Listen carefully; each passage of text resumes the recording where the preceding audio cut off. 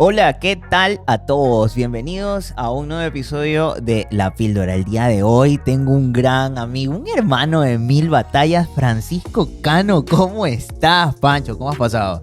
Mi doctor Urquizo, aquí como usted bien dice, hermano de mil batallas. Yo muy bien, muy agradecido que me hayas invitado. No, yo contento yo desde que ya estabas en España y que has estado haciendo todo ese, no sé, tú tienes una experiencia de la cual yo quería tener y tratarla y grabarla, porque yo no he visto, creo yo, que un especialista que haya pasado como que esos cambios culturales para poder comprender tal vez mucho más a fondo su especialidad. Yo sé que, bueno, tú estás enamorado del metabolismo, de la fisiología desde que estabas en la universidad.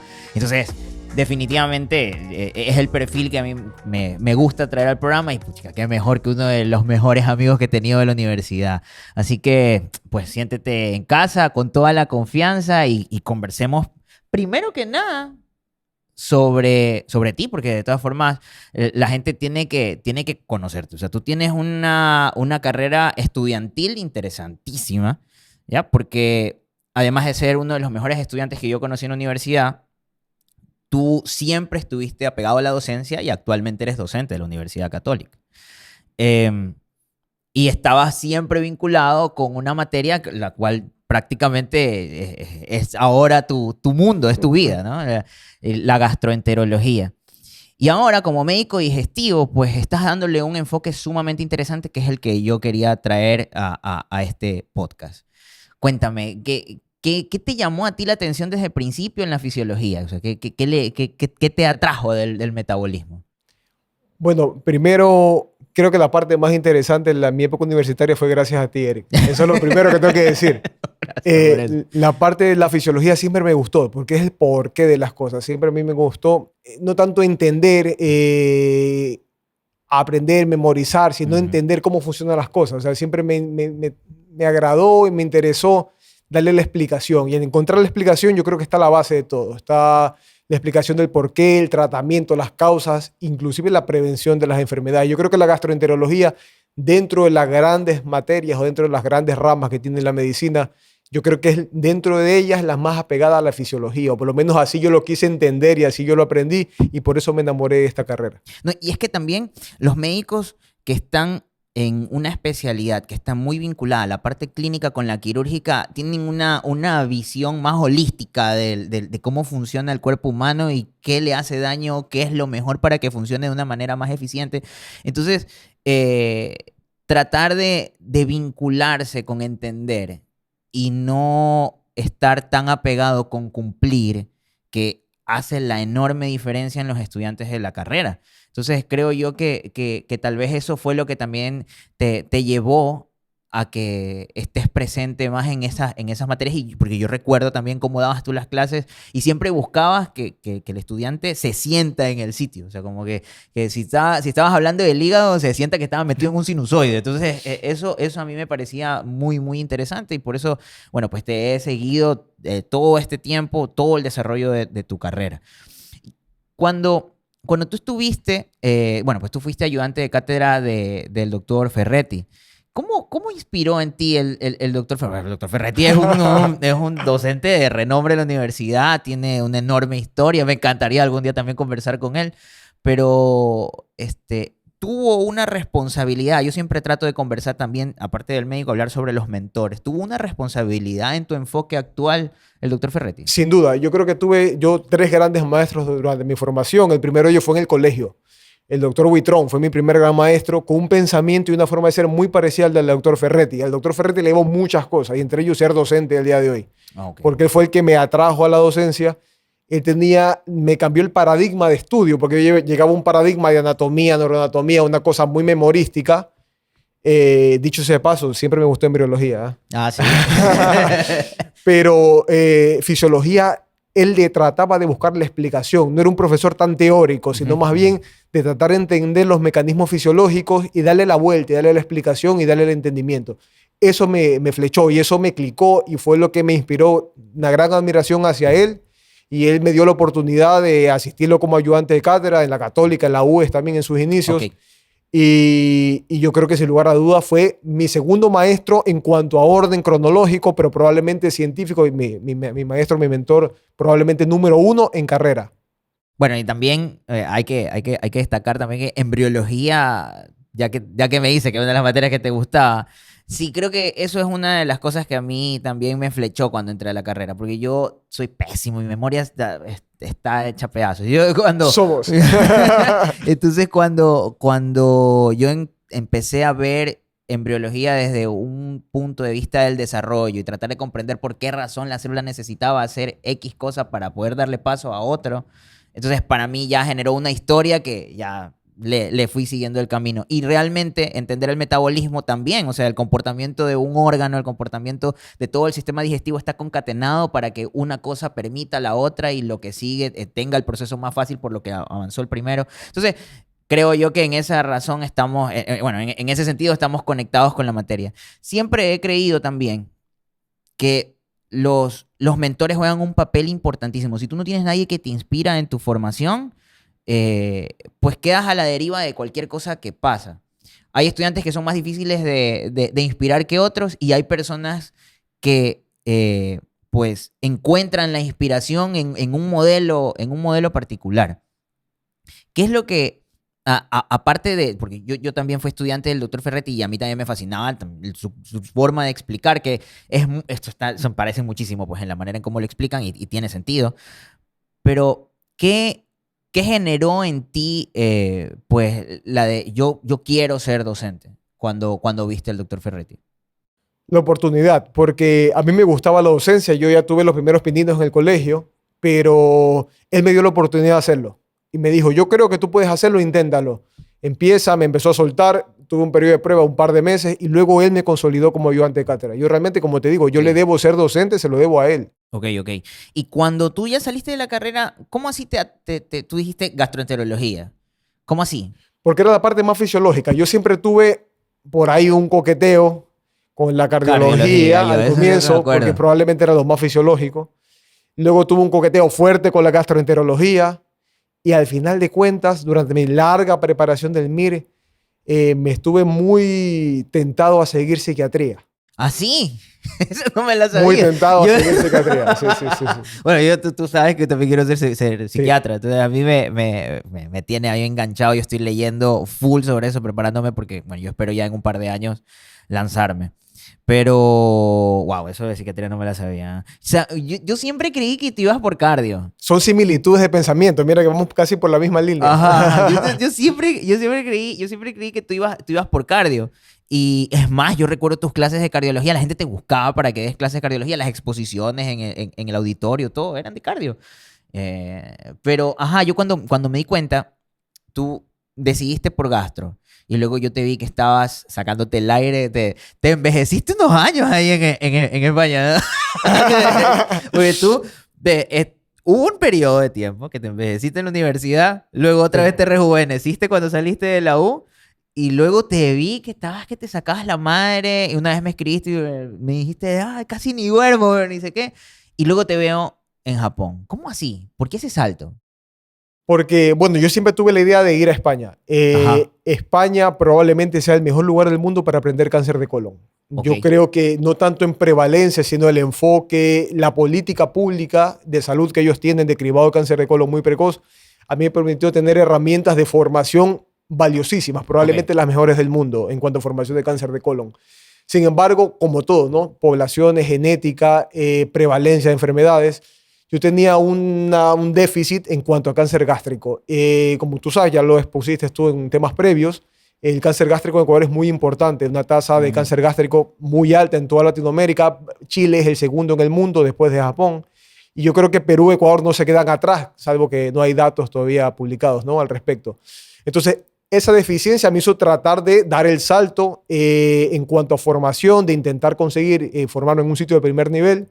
Y me enfoqué a ello prácticamente los 2 últimos años de residencia. Estuve muy atrás de conseguir esa pasantía en Japón.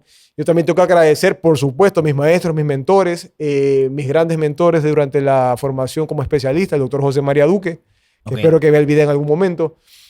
siempre me motivaron y me permitieron hacerlo, porque también depende de la voluntad de la persona que te forma, ¿no? De Claro. qué tanta libertad tienes, qué tanta predisposición y qué tanto creen en ti como para darte la libertad de formarte en algo que a ti te apasiona. Así es. Ujú. Entonces, por eso te decía, yo creo que Japón es la meca de la gastroenterología en general y sobre todo el sitio de más prevalencia de cáncer gástrico. Y en cuestión al estilo de vida del médico, esos saltos culturales, porque a ver, no es lo mismo ser médico aquí que estar en España o que estar en Estados Unidos y que estar en Japón. ¿Qué tal ese cambio tal vez disciplinario y las costumbres también de la vida hospitalaria? Porque uno cuando hace una residencia, prácticamente es un estilo de vida dedicado y que está girando en torno al hospital.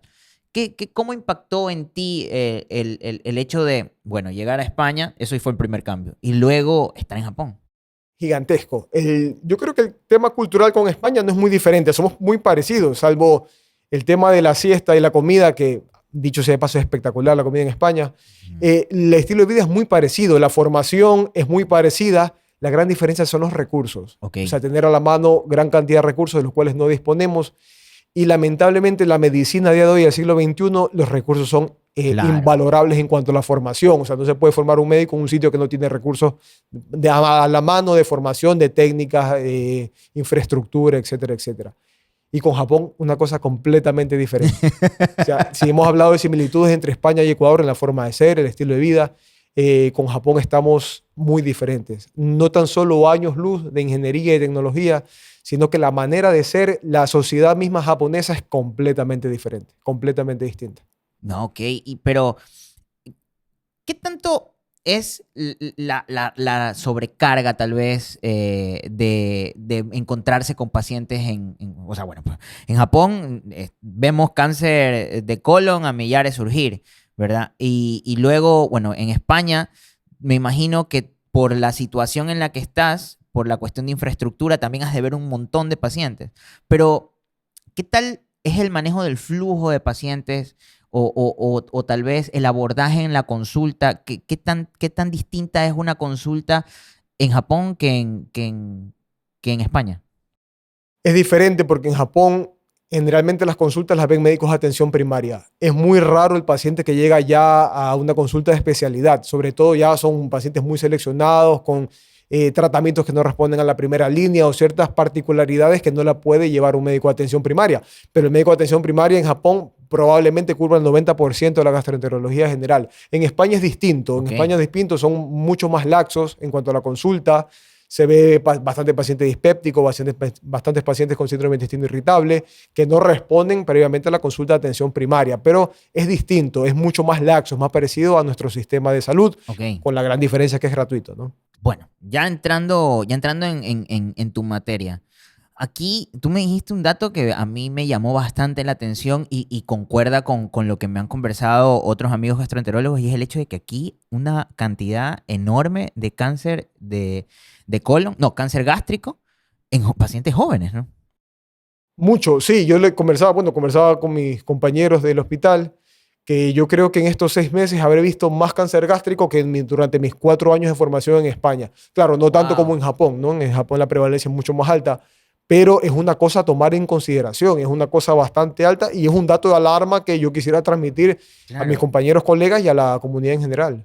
Y bueno, ahora tengo entendido que se están trayendo nuevos equipos, ¿no? Para también, o sea, a ver, no hay nada que reemplace la endoscopía y la colonoscopía actualmente para poder identificar el cáncer tanto de estómago como el cáncer de colon. ¿Qué tanto ahora estamos encontrando pacientes tal vez en un estado avanzado de estos dos cánceres? Que aquí también hay, o sea, al menos cuando conversábamos en un podcast anterior con el doctor Guaranda, él me conversaba que en Daule, por ejemplo, había gran cantidad de cáncer de colon. Pero acá, en cambio, en Guayaquil, nos encontramos más con cáncer gástrico. ¿Cómo están manejando este tipo de pacientes desde esta perspectiva de tener estos dos encuentros desde el punto de vista endoscópico? Yo creo que mientras no hayan datos, siempre hay que apuntar con la prevalencia es alta. Entonces, bajo ese principio, todos estamos en riesgo y el factor de riesgo más alto es la edad. Entonces, yo creo que es importante, nunca hay que olvidar, recordar a mis compañeros, colegas, que a partir de los 45 años, 50 años, bueno, en función de las guías, todo síntoma digestivo debería ser revisado. No todos los síntomas digestivos ni todos los dolores de barriga resultan ser una epigastralgia por infección de Helicobacter pylori. No todos los Helicobacter pylori necesitan tratamiento. Pero lo más importante es descartar otras plausibilidades, ¿no? Lo mismo que se aplica con el hígado graso. Probablemente lo que puede ser esté claro que sea un síndrome de intestino irritable, la colonoscopia no sea para aliviarlo ni para diagnosticarle el síndrome de intestino irritable, sino descartar otra causa disfrazada dentro de este síndrome, que pudiera haber algún pólipo que pudiéramos detectar a tiempo, que pudiéramos resecar a tiempo y que impedirá a futuro que se haga un cáncer de colon. Lo mismo pasa con el estómago. Lo que pasa es que en el estómago técnicamente no es tan difícil hacer una gastroscopia, pero la formación en un diagnóstico de lesiones precoces de cáncer gástrico es mucho más difícil que de diagnosticar una lesión en colon. O sea, en teoría la curva de aprendizaje debería ser muchísimo más alta para que un médico pudiera ser considerado como un endoscopista experto en diagnóstico precoz de cáncer de colon. De cáncer gástrico, perdón. Hay algo que es interesante y es el hecho de que aquí es muy frecuente, bueno, es que también hay una cantidad enorme de epigastralgias y pacientes que llegan a la consulta primaria y quedan dando vueltas como si fuese Helicobacter pylori allí, dando vueltas que probando primera, segunda línea, luego no la primera, y no termina con el gastroenterólogo. Claro que desde el punto de vista del servicio público no es que hay mucha gastroenterología para todo el mundo, pero aparte de eso, algo que me parece interesante es que tampoco existe una noción por parte de los pacientes a tratar de buscar, como por ejemplo, está ya claro para todos los hombres que hay que ir con el urólogo a determinada edad, pero no existe esa visión desde el punto de vista del gastroenterólogo, que también lo hay. Entonces, ¿cómo se trata de abordar, cómo trata de enfocar el gastroenterólogo a esta población joven que ignora totalmente esto, que no están vinculados para nada con la medicina y que terminan llevando su vida hasta los 50, 60 años y resulta que dejaron desarrollar por estar dándole vueltas con el omeprazol, el tratamiento de primera línea, al Helicobacter pylori, lo dejaron desarrollar en un cáncer de estómago, o en cuyo caso, por no ir a un control a temprana edad o desde el punto de vista buscar un diagnóstico temprano o mantenerse en controles con el médico digestivo, pues tratar de encontrarse con estos pólipos en el intestino. ¿Cómo se enfoca? Yo creo que la base y la respuesta de todo siempre ha sido la educación, y yo creo que eso tú lo tienes clarísimo. Yo creo que nosotros como médicos somos los llamados a educar a la población, a la atención primaria. Siempre la respuesta en todo sistema de salud es la atención primaria, empieza y termina en la atención primaria. Entonces, sobre todo, tenemos que tener claro nosotros, los médicos que salimos, en el momento que salimos a la facultad, cuáles son las cosas que tenemos que nunca olvidarnos. Y yo creo que el tema de la educación en salud digestiva va por ahí. Siempre hay que recordarle a la gente que a partir de los 40, 45 años, cualquier síntoma digestivo tiene que acudir a un gastroenterólogo porque está la decisión de hacer o no una endoscopía. Esto dejando de lado todos los criterios de alarma, ¿verdad? Entonces, yo admiro a la gente que tiene muchas habilidades, como tú, que tienes muchas habilidades aparte de la medicina. Yo soy un hombre bastante simple, yo solamente creo que sé de medicina. Entonces, entonces yo creo que la única forma que yo puedo ayudar con eso es insistiéndole a los estudiantes, insistiéndole a mis estudiantes de cuáles son los datos que nunca pueden olvidarse. Exacto. Yo creo que un tratamiento de primera línea de omeprazol, de Helicobacter pylori, está en Google.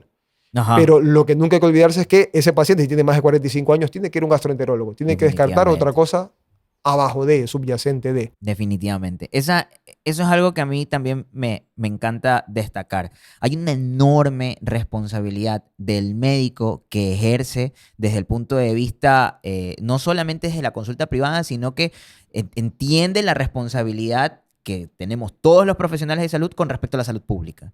Y que esa responsabilidad añadida de una docencia genera una enorme diferencia a 10, 15, 20 años a futuro si tú dices las palabras correctas a los estudiantes en el momento correcto. Tú estás hablando como médico, por ejemplo. Tú ya tienes estudiantes que ya están a 3 pasitos de estar en el internado y empezar a atender sus consultas. Entonces, un dato fresco es que en la responsabilidad de su consulta no solamente está en resolver el problema, sino meterle en la cabeza a ese paciente que tiene que entender que a una determinada edad tiene la responsabilidad por su bien, por el bien de su familia, hacerse atender con un nivel más alto, hacer el esfuerzo si es que la salud pública no se lo permite, porque entendemos que hay personas que se van a encontrar con la consulta en la salud pública, que es un servicio gratuito, pero que no todo el mundo termina con el gastroenterólogo para controles. Esa es la realidad.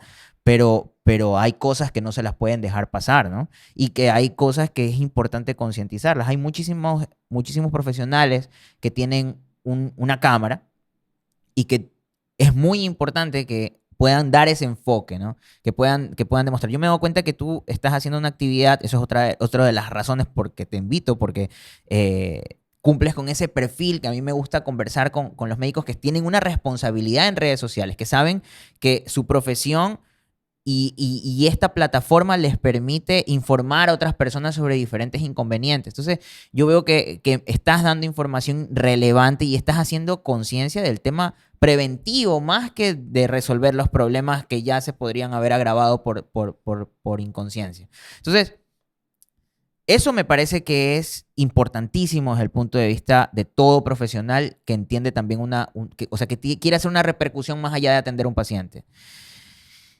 Y veo también, ya para ir cambiando un poco el tema, es que también estás dirigiendo algo a un enfoque que nosotros ignoramos muchísimo, casi no le damos la importancia, a menos que nos pongamos amarillos, a menos que digamos, ok, estoy tomando más de 2 veces a la semana, pero estás también enfocándote bastante en hígado desde hace un mes. Tal vez estás como que aprovechando el momento, estás inspirado para hablar de hígado, porque yo, por ejemplo, soy muy relax en mis redes también. Entonces, y yo te conozco a ti que tú también eres súper relajado. Entonces tú como que, ok, voy a hablar de hígado. Está perfecto, pero es algo que normalmente no se lo toma tanto en cuenta. ¿Cómo así estamos, creo yo, que informando sobre algo que, pues, los pacientes no le dan mucha relevancia si dicen, bueno, casi no tomo, creen que eso es toda la cuestión con el hígado.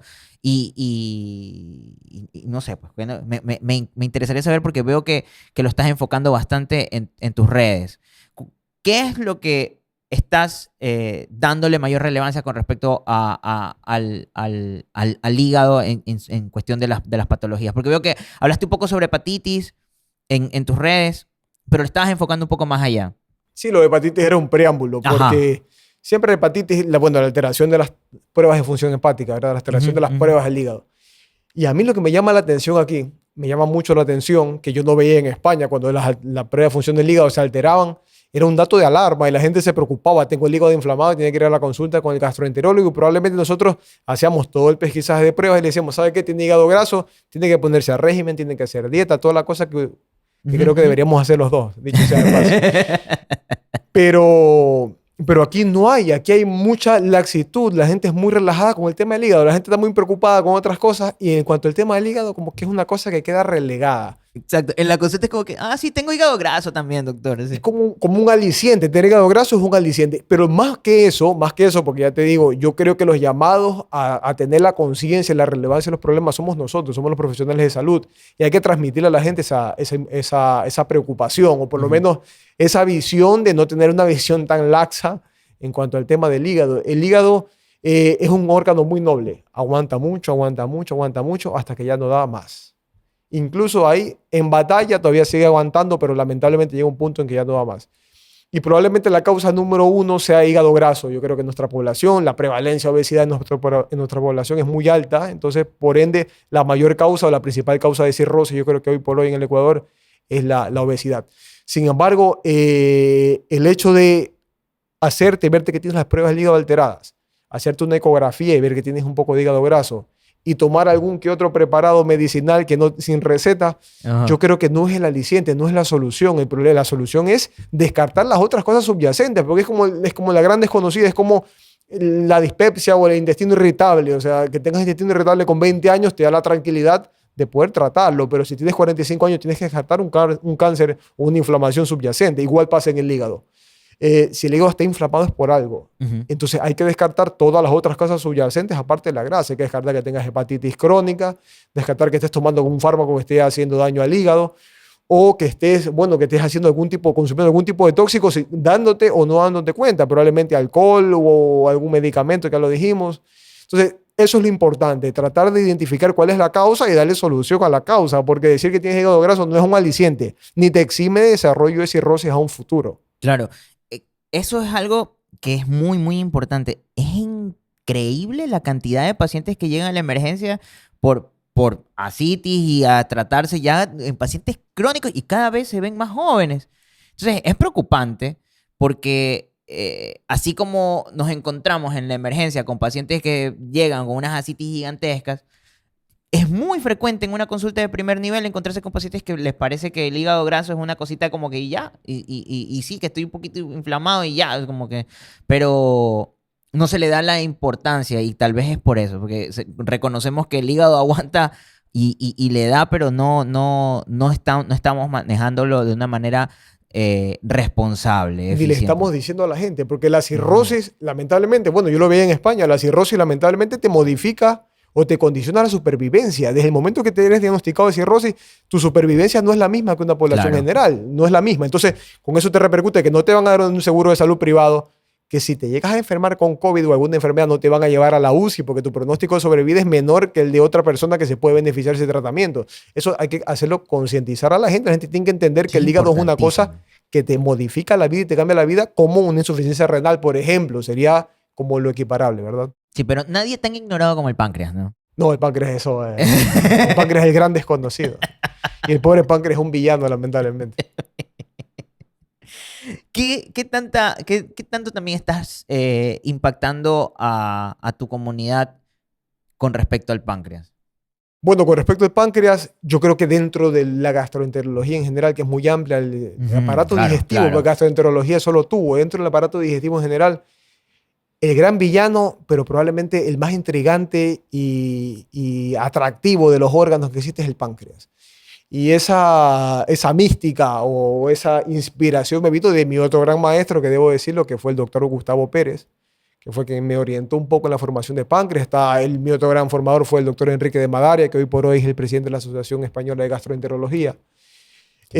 Porque el páncreas es el gran olvidado, pero luego cuando el páncreas da guerra, las guerras son importantes y tienen repercusiones. Y igual que los otros órganos, igual que el hígado, igual que el tubo digestivo en general, yo creo que la importancia es la prevención. Y dentro de esa prevención, bueno, también son grandes desconocidos, ¿no? El tabaco, el alcohol, etcétera, etcétera, hasta que el Claro. páncreas grite y nos da una pancreatitis que nos puede matar. Ahí la gente como que se toma en consideración o toma en cuenta que tenemos un páncreas ahí dentro. Sí. La consulta número 1 en páncreas no va tanto por el lado de la pancreatitis en mi caso, porque a mí más me consultan por lesiones de páncreas, por lesiones quísticas de páncreas, tumores quísticos, tumores sólidos, porque claro, como nosotros sabemos, todos los quistes son buenos hasta cierto punto, pero en el páncreas no. En el páncreas ameritan una vigilancia, ameritan hacer una serie de pruebas, ameritan hacer una serie de consultas, revisiones como para poder enfocarle y tomar la decisión, la mejor decisión para el abordaje específico de ese tipo de lesiones en particular. Ok, ¿cuál es el procedimiento más allá pues, de intentar verlo desde una ecografía? Porque la mayoría de las personas creen que todo se ve en ecografía. Pero tengo entendido que hay unos nuevos equipos también que se les está dando. Me parece que para hígado hay unos nuevos mecanismos de diagnósticos desde un punto de vista ecográfico. La verdad es que Sí. no es mi campo, pero sé que hay unos equipos como que muy especializados ahora con los que se puede dar un diagnóstico más precoz de un daño hepático, ¿verdad? Bueno, ¿cómo abordas para tratar de prevenir enfermedades con respecto al páncreas? Bueno, como te decía, las lesiones de páncreas, salvo que tengas una pancreatitis o alguna cosa Claro. terrible, por eso te digo el gran villano, suelen venir por hallazgos incidentales. Entonces, Ujú. compañeros nuestros que son radiólogos, la primera interconsulta son de los radiólogos. Tengo una señora, Ok. tengo un señor de tantos años, o una chica joven, en algún caso, menos común, que tiene una lesión quística en el páncreas, en la cabeza, en el cuerpo o en la cola del páncreas. ¿Qué tenemos que hacer? ¿Cuál es el siguiente paso para hacer? ¿Es de riesgo o no es de riesgo? Entonces, en ese punto tenemos que tratar de ver cuál es la prueba más rentable o la más sensible, ¿no? La prueba que nos vaya a decir qué tenemos que hacer, o de esa prueba depende nuestra actitud posterior, porque una cirugía de páncreas no es una cirugía de vesícula, no es una Claro. cirugía de una hernia, es mucho más compleja y probablemente te condiciona el pronóstico de vida a futuro. Entonces, dentro de eso, como tú decías, hay nuevos equipos, ¿no? Nuevos equipos. Yo estoy formado en hacer ecoendoscopía, que es una ecografía. A mí me encanta la ecografía, soy enamorado de la Ok. ecografía. ¿Qué es ecografía? Un ecógrafo, un transductor situado en la punta del endoscopio. Es como un gastroscopio con un Wow. transductor ecográfico situado en la punta. Entonces, por cercanía anatómica, Lógico. justo el páncreas está pegado en el estómago. Entonces, llegar al estómago nos da una visión espectacular del páncreas, las estructuras biliares, incluso del hígado. Lo que tú decías, incluso nuevos aparatos de simulación electrónica de ondas, el ShareWave, que es una de las últimas técnicas que hay, son como predictores de rigidez hepática. Te dice qué tan inflamado el hígado, qué tanta probabilidad Ah, de ok, ok, desarrollar cirrosis ok. a corto tiempo lo tienes. Y eso también está disponible con este equipo. Ay, qué interesante. No, yo por eso te digo, había escuchado acerca de unos equipos, no sé qué tan nuevos sean, pero sé que ya hay aquí. Entonces, es importantísimo, o sea, tener un ecógrafo ya estando allí, a esa distancia, pues ya otra visión. Ahora, creo yo que nunca me había puesto como entiendo, yo no sé, te recuerdo como docente y como ayudante de cátedra. Entonces, nunca me había puesto en un podcast a tratar de ir saltando entre órganos. Me ha parecido súper interesante esto. Así que, súper chévere. Yo quisiera ahora hablar un poco sobre ti. ¿Cuál es tu proyección ahora? Ya volviste, que es interesantísimo también eso, ¿ah? O sea, la mayoría de la gente se quiere ir. Yo, por ejemplo, yo no me quiero ir, y si me voy, yo quiero regresar.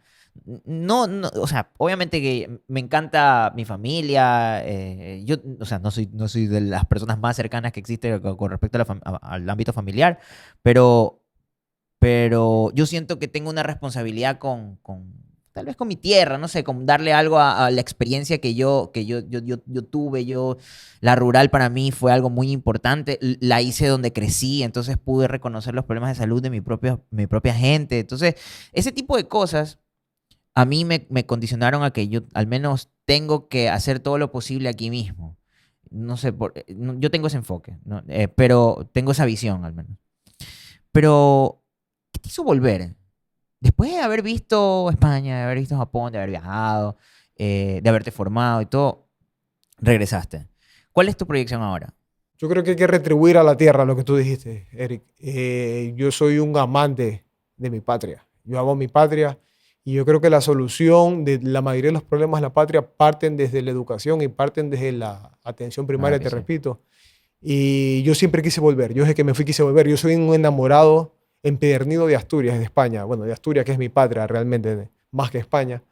Y les debo mucho, les debo mi formación, les debo probablemente los mejores años de mi vida, pero yo tengo un compromiso con mi patria, yo tenía que volver. Al igual que tú, yo creo que la solución parte de nosotros. Nosotros somos los llamados a cambiar la realidad del país, cambiar la realidad de la gente, cambiar la realidad de la desnutrición, cambiar la realidad del enfoque de la salud como una cosa integral, como Ujú, darle ujú. la visión holística, que es lo que falta Sí. en el sistema de salud, ¿verdad? Ujú. Y por eso estoy aquí. Realmente por eso estoy aquí. Lo de mi familia es importante, indudablemente, pero yo creo que sobre todo es el anhelo de cambiar las cosas. Porque nosotros como médicos podemos cambiar la vida de un paciente. Nosotros como profesores podemos cambiar la vida de muchos de nuestros alumnos y tratar de inspirarlos con las cosas que nos inspiraron a nosotros. Claro. Pero probablemente haya otros lugares que nosotros todavía no sepamos a dónde vayamos a llegar, que podamos cambiar la vida Claro. de mucha más gente. Y Ujú. entre más gente cambies la vida, más provechoso será tu vida. Es lo que es la forma como yo la veo y que yo creo que compartimos esa visión íntegramente porque hemos hablado de muchos temas, ¿no? Durante toda nuestra vida, nuestra amistad.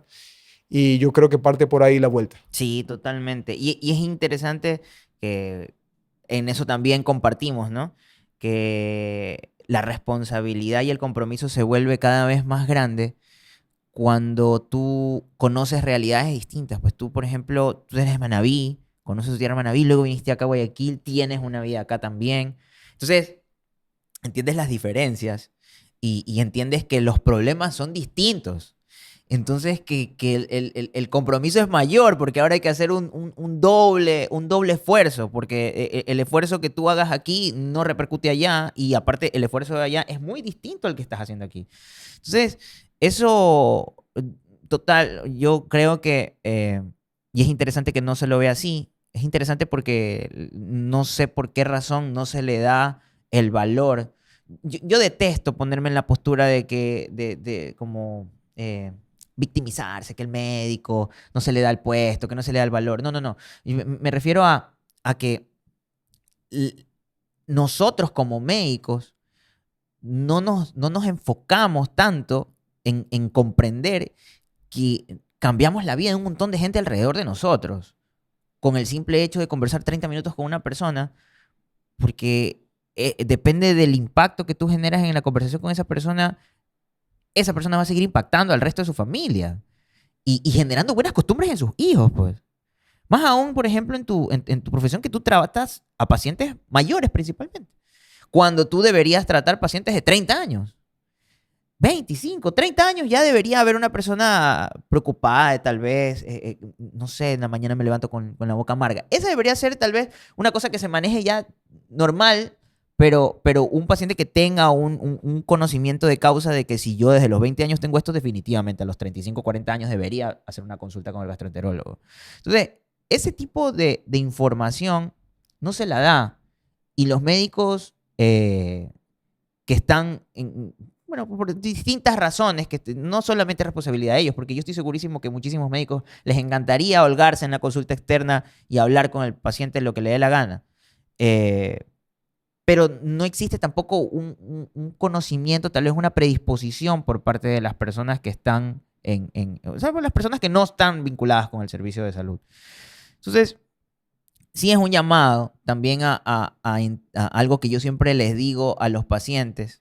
Por ejemplo, pacientes que llegan con diabetes, y yo les pregunto, bueno, ¿y cuánto? No, es que se le subió, y dice, no, se me subió el azúcar. Y yo le digo, bueno, ¿y cuántos años usted es diabético? 15 años, 20 años. ¿Y usted tiene el aparatito para tomarse la glicemia? No, doctor. Entonces yo le digo, pero, o sea, ¿por qué? Porque si usted sabe que tiene 15, 20 años, o sea, ¿cuál es existe una creencia tal vez de que la vida y la salud desde el estado de la enfermedad es plena responsabilidad del médico, cuando también pues los hábitos y las costumbres que uno las puede inculcar estando desde joven, pues no las recibe. Tal vez es algo que no lo vemos porque estamos tal vez muy acostumbrados a tratar las enfermedades, pero hay algo que también comparto contigo, es que existe una responsabilidad en seguirle dando al tema preventivo, ¿no? Que tal vez en este lado, en este continente, desde América Latina un poquito más arriba, entonces no existe tal vez esa costumbre. Francisco, algo que quería preguntarte es, tú eres, como te decía, algo que no se me escapó tal vez al principio. ¿Qué opinas acerca de tu responsabilidad como docente ahora? ¿Sí? Porque no es lo mismo, o sea, yo soy docente de ciclos bajos, o sea, yo le enseño a un estudiante, aparte de lo que le tengo que enseñar, le hago entender la responsabilidad que va el camino por delante. Pero tú, en cambio, atiendes atrás, estás enseñándole y estás inspirando a médicos que ya tienen proyecciones, ¿sí? Médicos que tal vez dicen, no, yo no voy a ser gastroenterólogo, pero de todas formas están viendo gastroenterología y existe una responsabilidad mayor, como te digo, que tú la reconoces, la sabes. Entonces, ¿cómo ves tú la docencia? ¿Cómo ves tú esa participación tuya dentro del ámbito con los estudiantes, dentro del ámbito en la universidad? Yo creo que lo que hay que inculcar es responsabilidad, ¿no? Porque, como tú dices, yo veo estudiantes de ciclos superiores, ya son médicos, van a ser colegas nuestros. Uh-huh. Y ellos tienen que saber lo que tienen que saber las cosas importantes. Como tú dices, hay gente que probablemente tenga claro que va a ser dermatólogo o traumatólogo o cirujano. Entonces, probablemente la visión o lo que yo quiero inculcarles no es tanto que sean gastroenterólogos, pero por lo menos que sepan y que puedan ayudar a los pacientes que van a ver, porque antes de llegar a ser traumatólogos, antes de llegar a ser dermatólogos, tienen que tratar pacientes, porque todos empezamos siendo médicos residentes, todos empezamos siendo médicos recién graduados, todos fuimos al internado. Y el grado de responsabilidad es la misma. Exacto. Porque desde el momento que nosotros nos ponen la bata, en ese momento tenemos una responsabilidad para con los pacientes, que es lo que estamos hablando previamente, ¿no? Entonces ellos tienen que saber que, aparte de que los pacientes que van a ver tienen familia, tienen padres, tienen madres, tienen abuelos, tienen hermanos, y desde que nosotros pisamos la facultad de medicina ya está un vecino preguntándonos qué remedio tiene que tomarse. Sí. Entonces esa responsabilidad, desde que tomas la responsabilidad y das una recomendación, te convertiste en médico. Uh-huh. Entonces la gente confía en nosotros, la gente entiende que lo que nosotros le decimos es para el bien de ellos. Entonces lo importante es que ellos tengan las herramientas necesarias como para poder transmitir ese pensamiento, poder transmitir esa información de la forma más comprensiblemente posible para la población general. porque la idea no es hablar con tecnicismos que nadie te entienda, ¿no? Lógico. La idea es que la gente aterrizar, dejar los tecnicismos y hacerlos que la gente nos entienda, que inclusive nuestros colegas nos entiendan, cosa que no pasa con los oftalmólogos. Mi amigo Andrés Polita ahí cuando me mandan las consultas que oí y yo y te, eso no entiendo nada. Pero es una broma, es una broma. Lo que quiero decir es que hay que hacerse entender, ¿no? Hay que hacerse entender. Yo creo que tú eres partícipe de transmitir la responsabilidad a los estudiantes, que se den cuenta que tienen una responsabilidad ya como estudiantes de medicina. Y ahora lo que a mí me interesa es que entiendan qué es lo importante de la gastroenterología de cara a la sociedad, de cara a un médico de atención primaria, de cara a su familia, a sus hermanos, etcétera, etcétera, etcétera. Francisco, me da muchísimo gusto haber tenido este espacio contigo. Espero, bueno, pues, aparte que no habíamos tenido un rato para conversar hace rato, ¿no? Porque estábamos, tú estás ahorita con tu agenda full y la universidad y todo. Entonces, bueno, pero hemos encontrado el espacio. Espero que hayas disfrutado. Yo estoy encantado de haber tenido acá.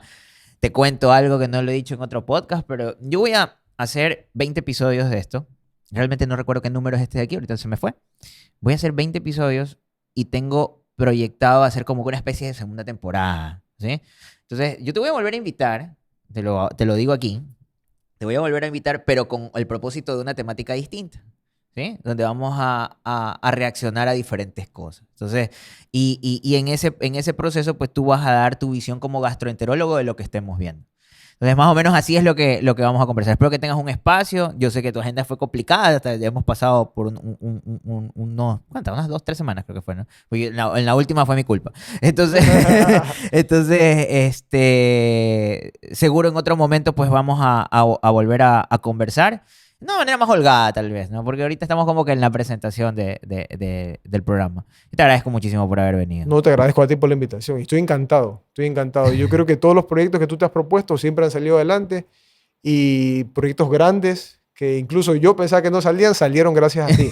Entonces, yo creo que no hay ninguna cosa que ocurra más que éxito. Tú tienes todo para triunfar y el programa es espectacular. Te felicito. No, gracias, Francisco. Un abrazo enorme a todos. Los felicito también por todas las personas que están viendo, porque últimamente estamos haciendo un cambio en cómo estamos tratando el programa y creo que los estudiantes de medicina es algo que a mí me atrae, ¿no? Que los estudiantes de medicina están enfocados y es como que ahora están viendo el espacio como una posibilidad de conocer de una manera más íntima una especialidad.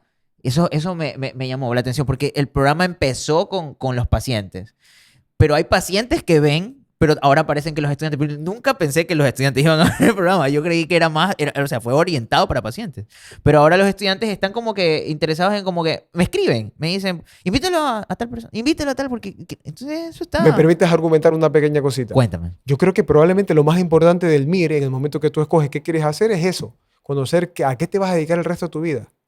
Y yo creo que en ese momento cuando me di cuenta muy bien el trabajo de los cardiólogos, que los quiero mucho y tengo muchos amigos cardiólogos, ya no me gustaba tanto. O cuando quería ser neurólogo y vi el día a día, ya no me gustó tanto. Entonces, eso es importantísimo, tratar de conocer la especialidad casa adentro, ¿no? Desde un especialista, la vivencia diaria, lo que te espera el resto de tu vida. Eso es importantísimo en el momento de tomar la decisión de qué quieres hacer, ¿no? Claro. Imagínate que solamente por el conocimiento te atraiga y luego cuando ves la aplicación El Diario Vivir es otra historia. Es otra historia. Ajá, es otra historia, definitivamente.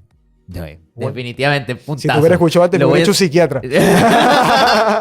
Lo voy a hacer videoclip desde aquí. Les agradezco a todos por habernos visto. Esto es La Píldora Podcast. Francisco Cano, te agradezco muchísimo porque estés acá. Y bueno, pues ya saben que estamos en todas las redes sociales donde nos quieran encontrar. Spotify, YouTube, donde quieran. Apple Podcast, donde sea. En la sopa, en tu desayuno, donde quieras. Cuídate mucho. Francisco, gracias nuevamente. Nos vemos. Chao.